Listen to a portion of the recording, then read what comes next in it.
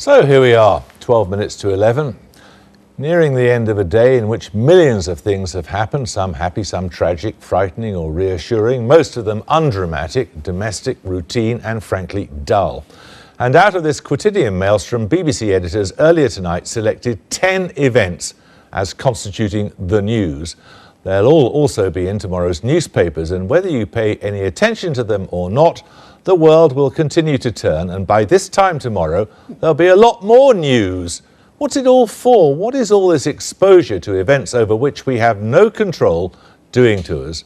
Before we talk about it, here's the writer Alain de Botton's take. The news doesn't come with any instructions. Hello, very good afternoon. You are... At school, they teach you how to analyse books and pictures, but no one ever tells you how to make sense of that far more powerful, questionable art form, the news. We're taught to decode Shakespeare, but not the celebrity section of the Daily Mail, George Eliot, but not the Sun. And yet the news is the most powerful force out there, shaping how we view political and economic reality.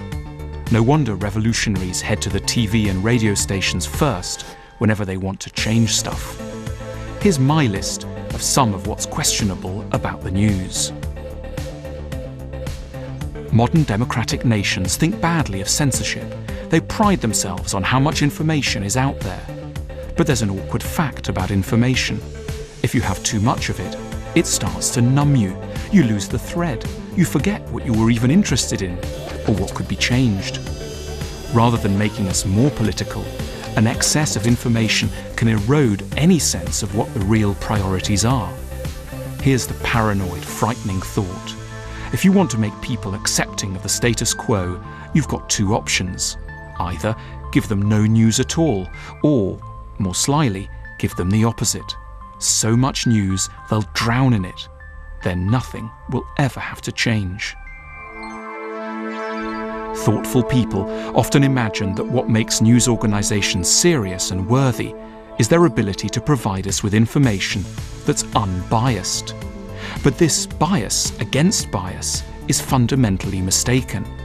Facts only become meaningful to us when they slot into some picture of what matters. Neutrality is simply impossible vis-à-vis the biggest questions. Think of the big figures of history: Plato, the Buddha, Gandhi, Nelson Mandela. All of these have been highly biased. Their judgments were anything but perfectly balanced. We don't need news stripped of bias. We need news presented to us with the best kinds of bias.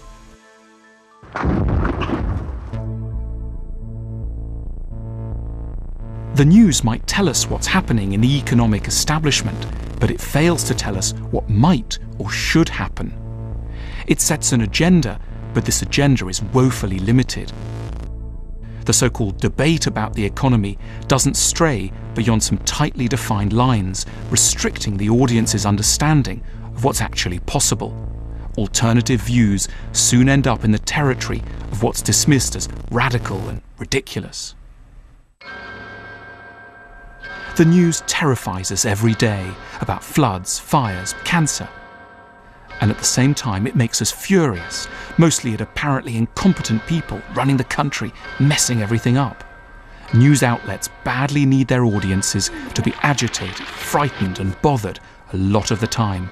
And yet we have an even greater responsibility to try to remain resilient and to see that the news is in part at least winding us up for its own ends, to keep itself in a job.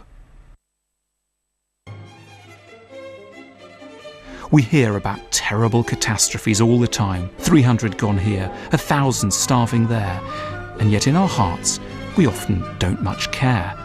Is it because we're shallow and cold? No, it's just that the news doesn't help us to care, because it parachutes us into places only when disaster strikes. But we can't care about people in trouble when we didn't know them when things were okay. We need to know the steady state of a land before we can be motivated to care about its crises.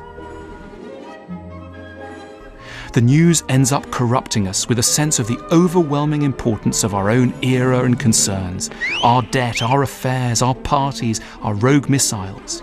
But a good life involves realizing that there are moments when the news no longer has anything important to teach us, when we have to leave it behind to focus more intently on some of our own anxieties and hopes in a brief time we're all allotted.